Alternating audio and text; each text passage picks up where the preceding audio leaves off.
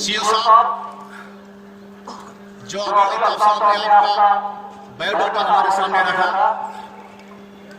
आपने 1989 में इस डिपार्टमेंट को एज टीचर ज्वाइन किया और आज आप हमारे डिस्ट्रिक्ट हेड की हैसियत से नौकरी से सबकदोश हो रहे हैं।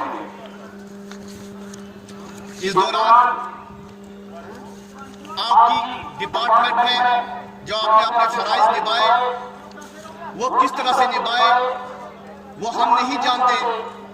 एज टीचर हम आपको नहीं जानते, लेकिन एज एन ऑफिसर जो आपसे हमारा राबिता रहा इन सालों में, प्रिंसिपल डाइट से लेकर सीओ रामन तक, हमने जब भी आपको तकलीफ दी, जब भी आपको हमने व्हाट्सएप किया, जब भी हमने आपको कॉल की, आपने कभी हमें मायूस नहीं किया। इसके लिए आप मुबारकबाद के मुस्तहिक हैं।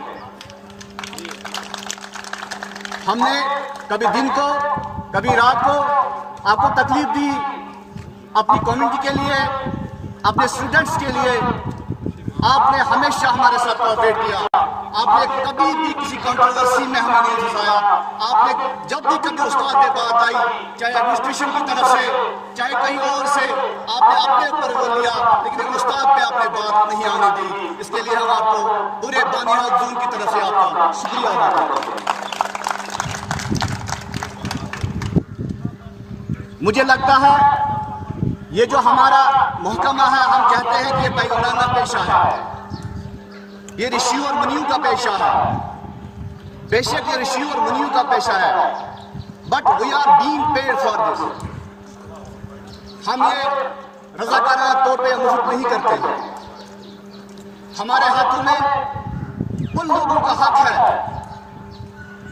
जो कि हमारे मज़हब में भी कहा गया है कि हक कोई गलती इंसान की माफ की जा सकती है, लेकिन अगर किसी का हक छीना जाए वो माफ नहीं होता, जिसको हम हुकूकुल इबाद भी कहते हैं।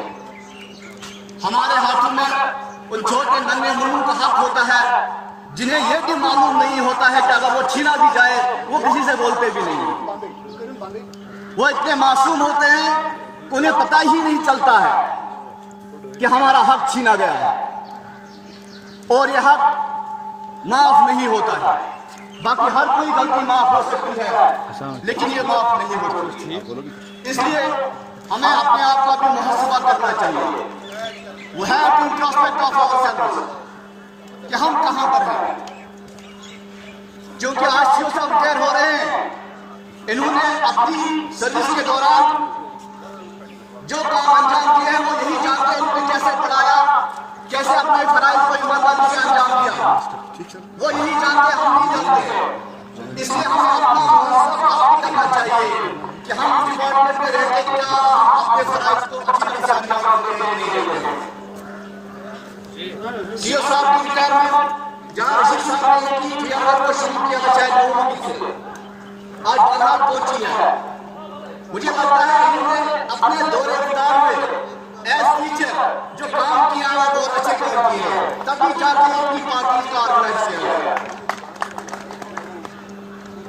एज एन ऑफिसर इनका जो रोल रहा है यहाँ पे, अल्ताफ साहब ने भी बताया, आफ्ताब साहब ने भी बताया, ज्यादा कहने की जरूरत नहीं है।